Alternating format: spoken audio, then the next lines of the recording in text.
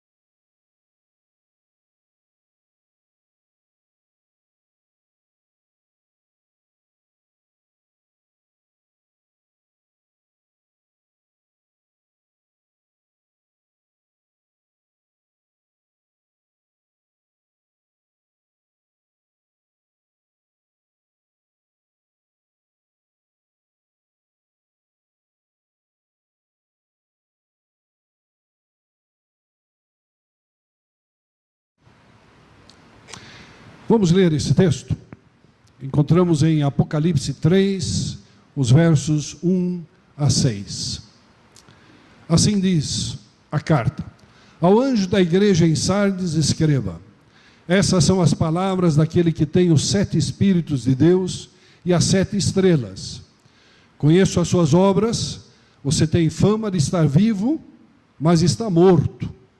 Esteja atento, fortaleça o que resta e o que estava para morrer, pois não achei suas obras perfeitas aos olhos do meu Deus. Lembre-se, portanto, do que você recebeu e ouviu, obedeça e arrependa-se. Mas se você não estiver atento, virei como ladrão, e você não saberá a que hora virei contra você. 4. No entanto, você tem aí em Sardes uns poucos que não contaminaram as suas vestes. Eles andarão comigo vestidos de branco, pois são dignos. O vencedor será igualmente vestido de branco, jamais apagarei o seu nome do livro da vida, mas o reconhecerei diante do meu Pai e dos seus anjos. Aquele que tem ouvidos, ouça o que o Espírito diz às igrejas. Você volta um slide para o texto inicial. Aqui nós temos aquela mesma estrutura em todas as cartas. Começa com uma apresentação de quem Jesus é. Ao anjo da igreja, aquele que está sendo responsável pela igreja, em Sardes. Escreva isso aqui, João. As palavras daquele que tem os 7 Espíritos de Deus. O Espírito de Deus de uma forma completa, perfeita.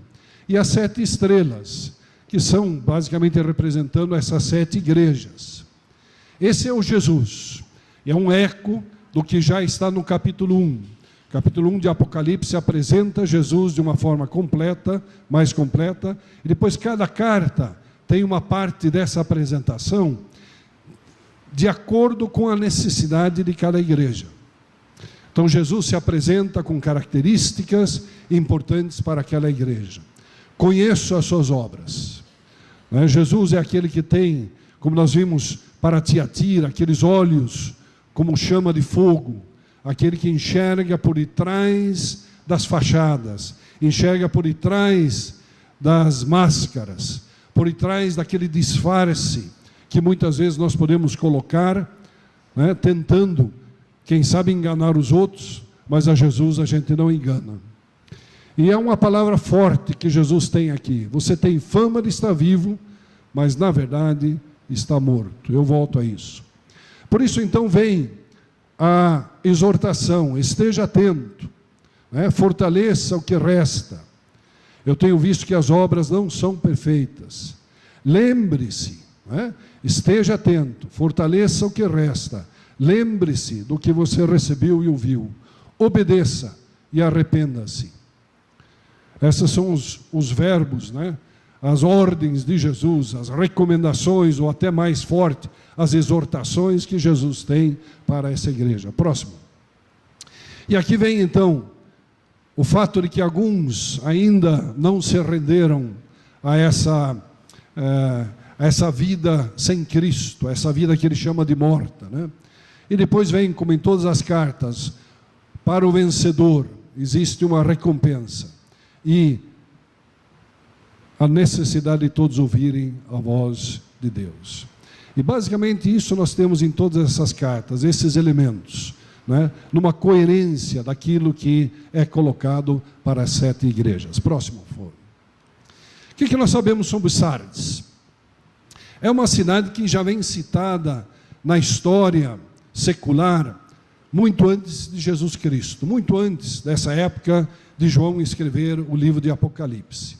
Já o Império Persa, e estamos aí falando sobre 500, 600, 700 anos antes de Cristo, o Império Grego, que vai até o ano 63 antes de Cristo, quando o Império Romano assume, e essa cidade de Sardes, ela é mencionada. Nunca foi uma cidade muito grande em termos de tamanho, apesar que tem um tamanho razoável, mas uma cidade média. Mas ela tem a sua importância, inclusive ela foi capital da província que mais tarde Tiatira se torna capital, a província de Lídia. Então é uma cidade que tem a sua importância. É uma cidade que sofreu bastante abalos, teve vários terremotos. E o último que aconteceu foi no ano 17 depois de Cristo, um terremoto que basicamente destruiu completamente essa cidade. Então, quando João escreve, encaminha essa carta para a igreja em Sardes, é uma igreja que ainda tem na memória daquela geração esse terremoto que tinha acontecido na cidade, que abalou realmente. Calcula-se que na época do Novo Testamento, na época aqui de Apocalipse, ela tinha em torno de 100 mil habitantes. Então, uma cidade média, vamos dizer assim, dentro desse contexto. Uma cidade muito rica, uma cidade que tinha sido favorecida de muitas formas pela indústria que tinha, pelo comércio, também ficava nessa rota de comércio entre Oriente e Ocidente, e muita gente passava por ali, fazia as compras. Tinha principalmente uma indústria de roupas, tecidos brancos. Vocês lembram que Tiatira tinha tecidos de cor púrpura, né? Aqui em Sardes era conhecida pelos tecidos de cor branca, que era comprada aqui nessa cidade. Comércio muito forte e uma sensação, quem sabe, de ser uma igreja ou uma cidade bastante rica, segura em si, nesse sentido, orgulhosa da sua situação. Próximo. Sardes existe, hoje ainda, e tem o nome na Turquia hoje de Sarte. É uma cidade bastante espalhada, na verdade, e tem bastante campo, bastante plantação naquela região. As ruínas do antigo Sardes, da antiga cidade de Sardes, ficam um pouco fora da cidade, onde está hoje. Isso aqui é uma parte, um dos bairros já saindo do centro de Sardes. E eu trouxe essa foto justamente porque aqui vocês veem o quê? Uma mesquita, né? Uma região aqui dominada pelo islamismo, todo o país da Turquia está bastante dominada por essa religião durante muitos séculos agora, já, né? E a gente não vê igrejas em muitos lugares, tem algumas. Mas aqui na cidade de Sardes, pelo que nos consta, não tem nenhuma igreja evangélica ou cristã, mas tem várias mesquitas. Próximo. É uma cidade que, por causa da sua riqueza, tinha muitos prédios bonitos.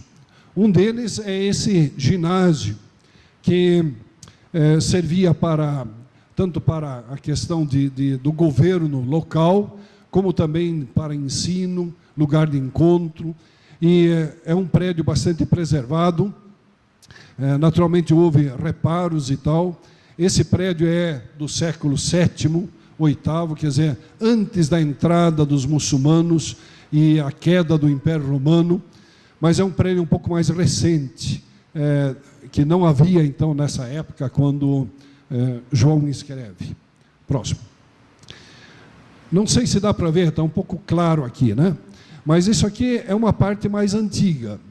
E aqui, na verdade, era um tipo de uma feira ou de um mercado que seguia aqui ao lado, o ginásio está mais para cá, e eram como pequenos quartos ou pequenas salas onde se fazia esse comércio.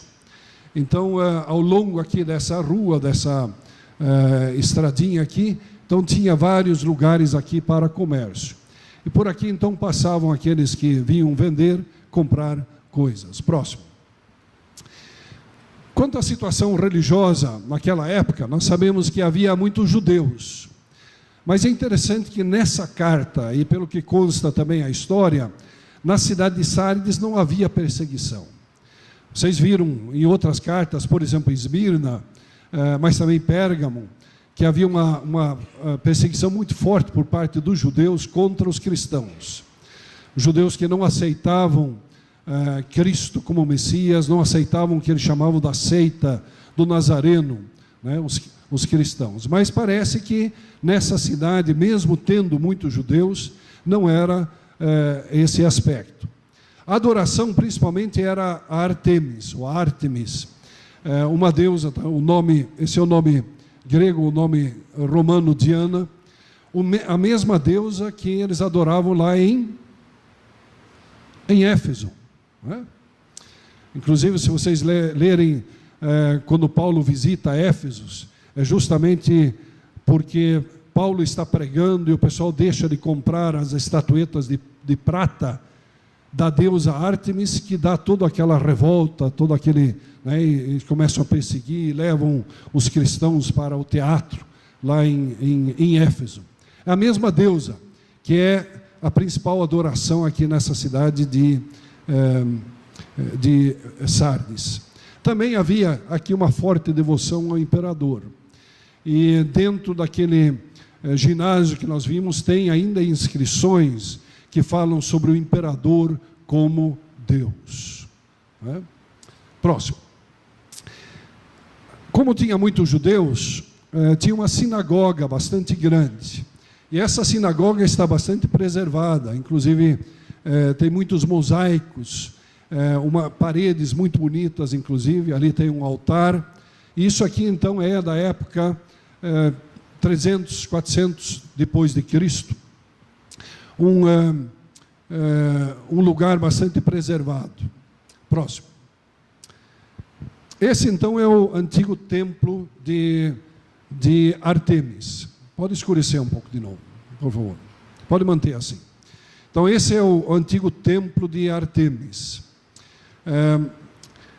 Fica um pouco longe, fica uns 200, 300 metros daquele ginásio. Percorremos do lado esquerdo aqui para o lado direito, chegando aqui, basicamente ao pé desse monte. Eu vou falar um pouquinho sobre esse monte logo.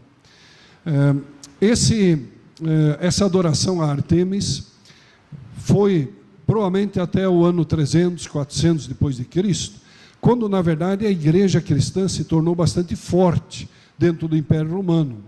Inclusive quando Roma fez aquele casamento com a igreja, e o imperador romano decidiu que Roma se tornaria um império cristão. Isso fez com que, em muitos desses lugares onde havia então uma adoração a deuses pagãos, diminuísse isso. E não se sabe bem quando terminou, mas logo depois surgiu uma pequena igreja cristã, que nós vamos dar uma olhada nela logo aqui.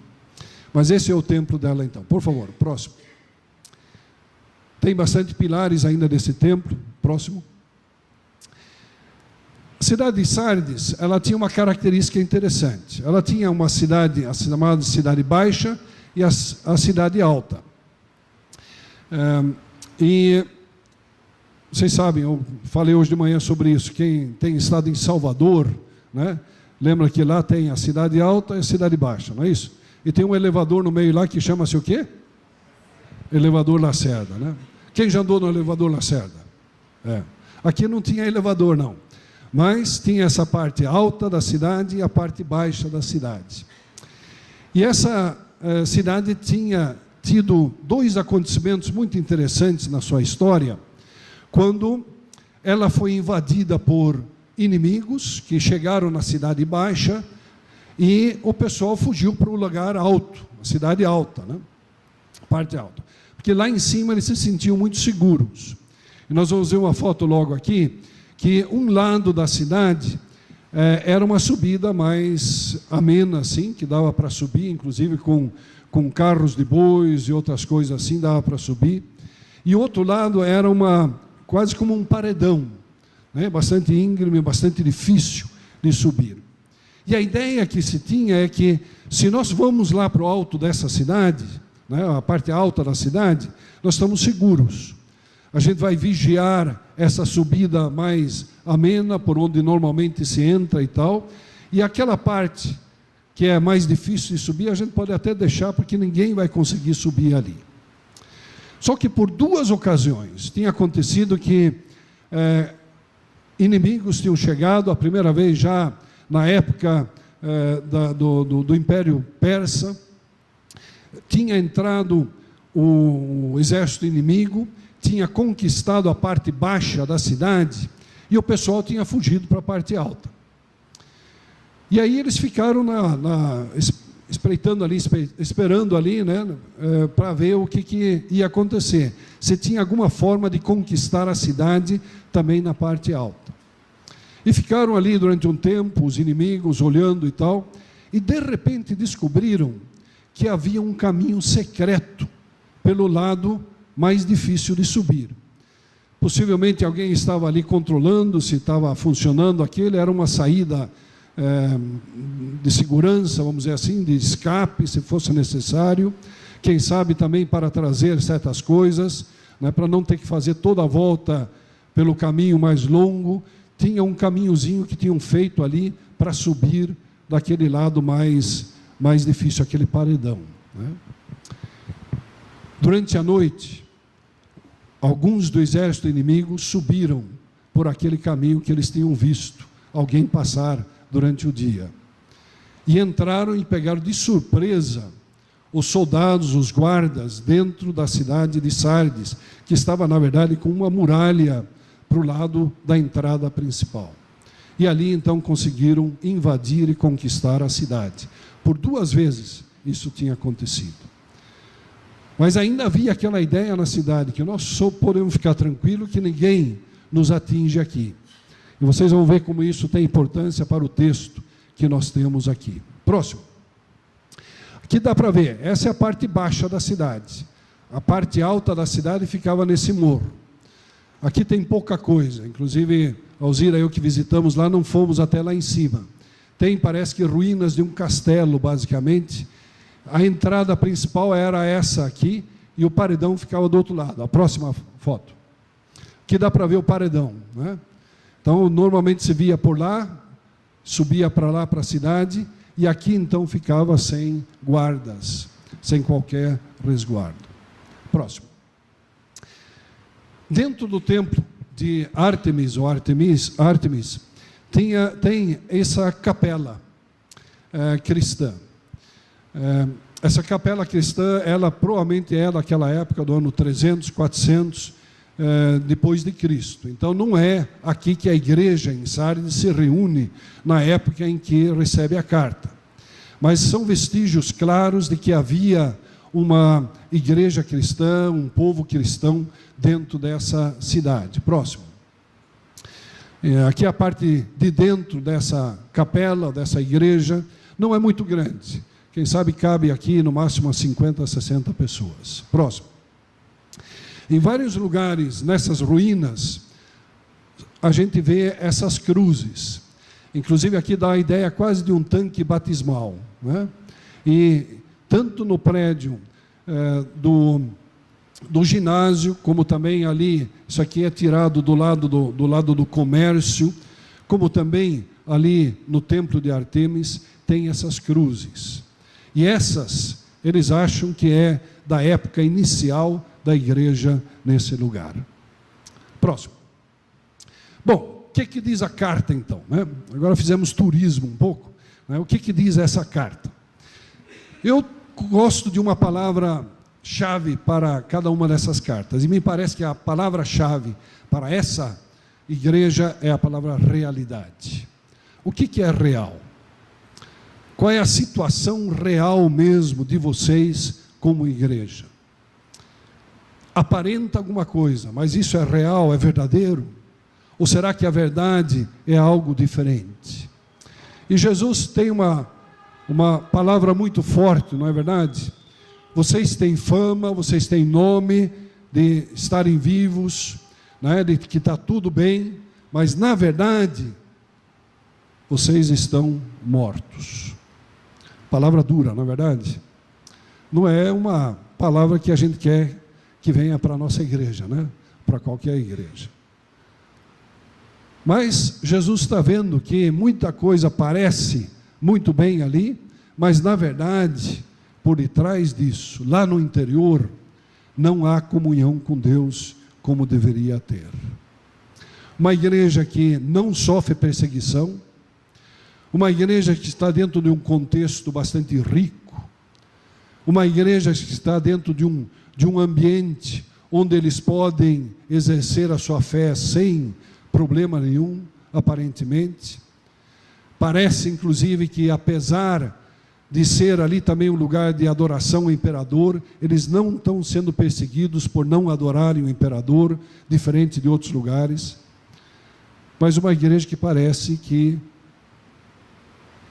se tranquilizou, ficou passiva, né?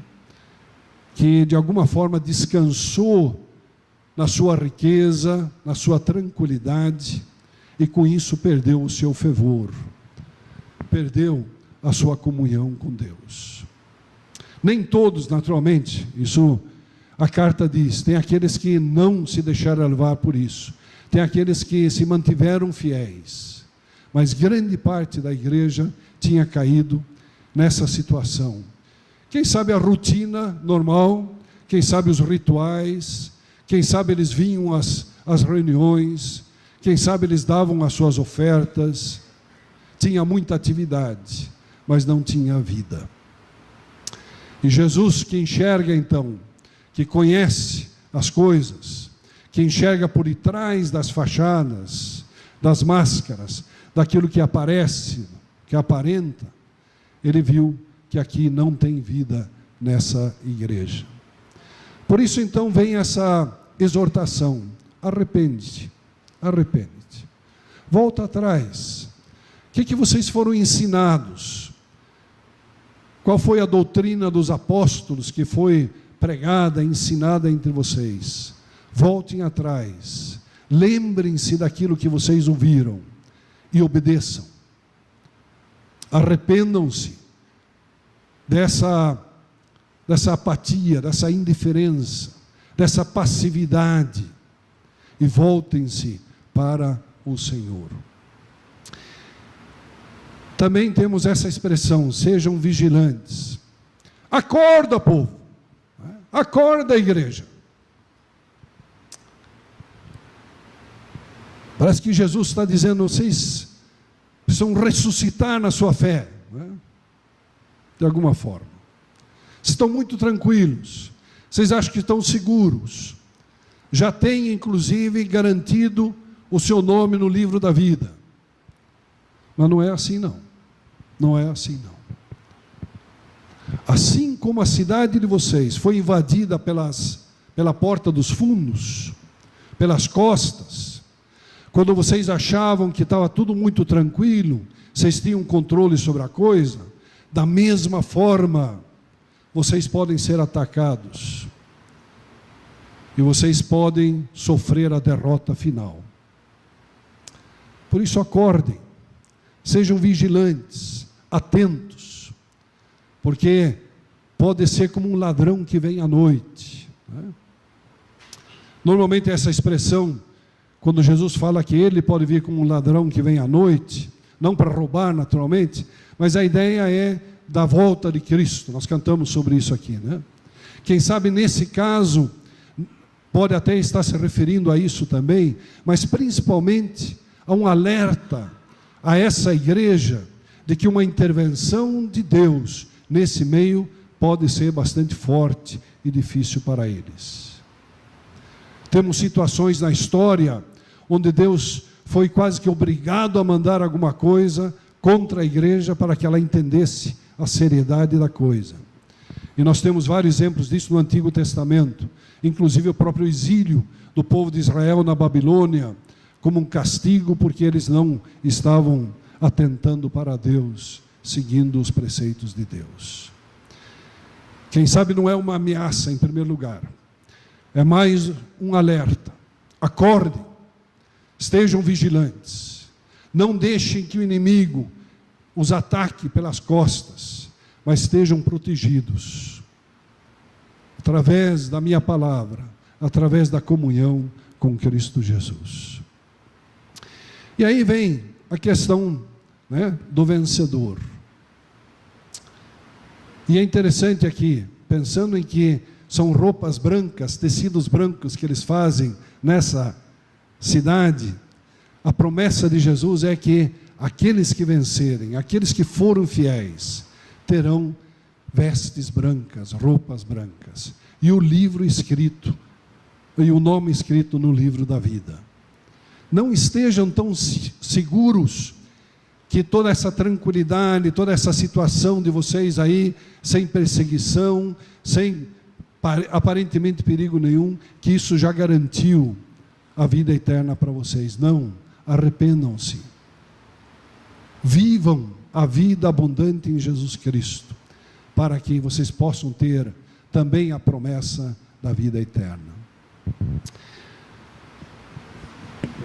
Eu acho que tem coisas que falam conosco também hoje, não é verdade? Às vezes a gente pensa, não, mas é lá na Europa que o pessoal está meio apagado assim, né? Está nominal. Que a gente pode dizer que essa igreja é uma igreja que, na sua maioria, formada de crentes nominais. Tem nome, mas não tem vida, né? Conhecem a Bíblia, conhecem os rituais, conhecem as formas de ser crente, tem uma aparência de crente, mas na verdade não tem o Espírito de Deus na sua vida, não tem Jesus na sua vida. E é claro que em muitos lugares onde o secularismo tem sido forte, o materialismo, existe aquela aparente tranquilidade que nós temos dinheiro suficiente no banco para comprar qualquer tratamento de saúde, a gente não precisa se preocupar.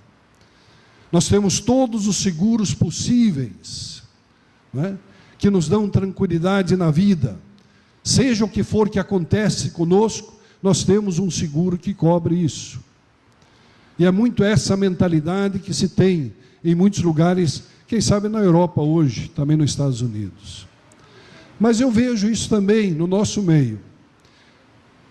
Eu vejo isso também na nossa sociedade aqui no Brasil, que quanto mais nós vamos adquirindo, parece que mais nós colocamos confiança nisso e menos dependemos de Deus. Uma situação sem depender de Deus facilmente leva a um nominalismo, a aparências que enganam, quem sabe outras pessoas, mas não enganam a Deus. É claro que essa carta não é uma carta para a Igreja Batista Filadélfia aqui do Bonfim, nesse sentido. Nós estamos vivos, amém?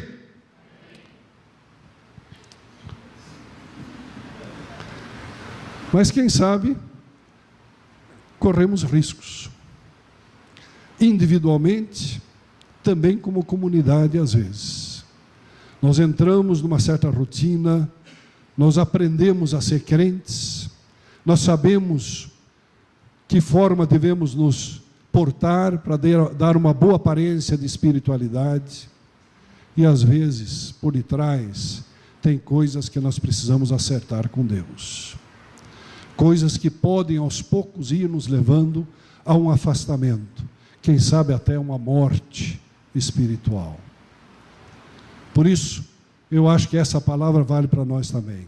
Acorda, esteja alerta, vigilante, não deixe o inimigo vir de uma forma que te pegue de surpresa, mas esteja perto do Senhor, para que Ele possa te dar a proteção que todos nós precisamos. Amém? Porque nós queremos ser vencedores, não é verdade?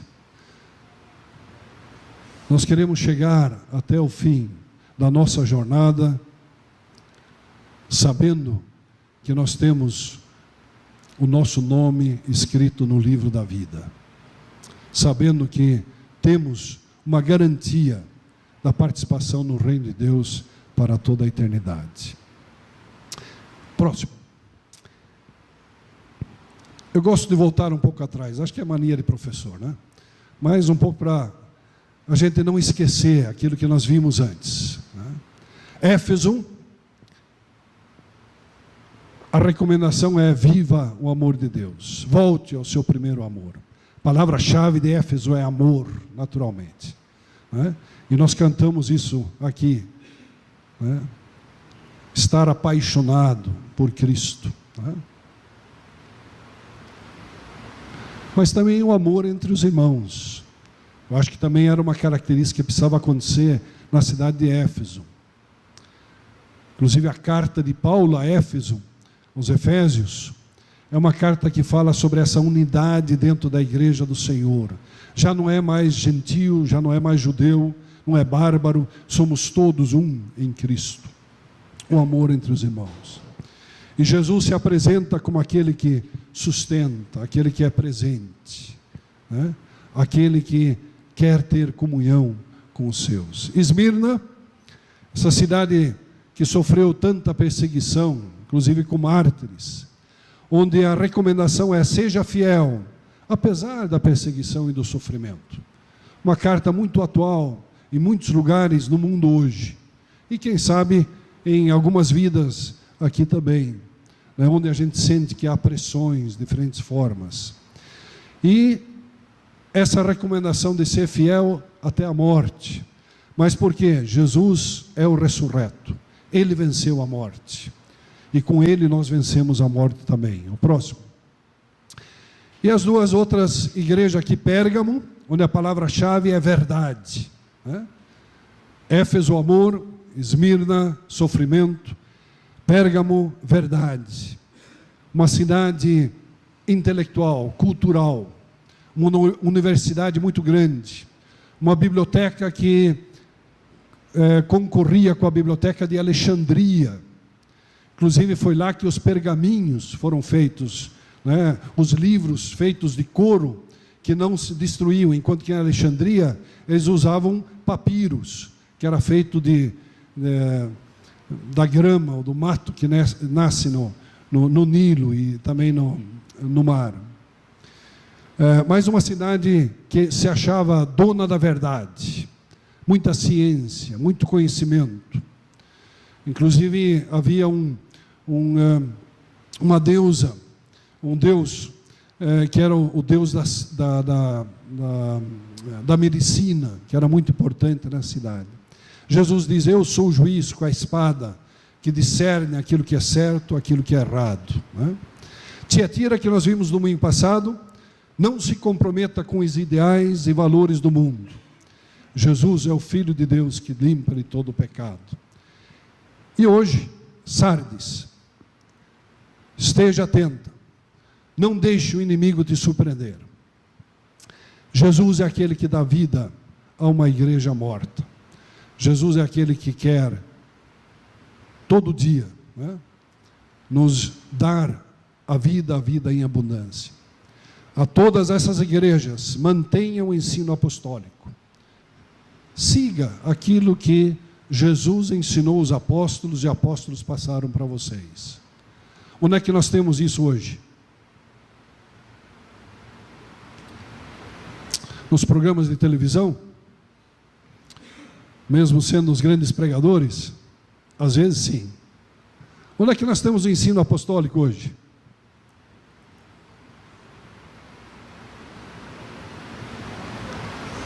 Novo Testamento, não é isso? Aqui está o ensino apostólico. Capítulo 4 fala sobre o trono de Deus, num contraste violento com o trono do imperador romano. E o Apocalipse todo é essa tensão entre o reino das trevas, em grande parte aqui representado pelo governo do Império Romano, naturalmente, né? Essa ideia de que ele era o Deus, né? E a apresentação desse reino alternativo, dessa contracultura que é o reino de Deus. E aí, em Apocalipse 5, nós começamos a enxergar algo da realidade desse novo reino, quando pessoas de todas as tribos, línguas, nações estão diante do trono, diante do Cordeiro, louvando a Ele, com vestes brancas, né? Sendo remidos, reconhecendo, dobrando finalmente o seu joelho, né?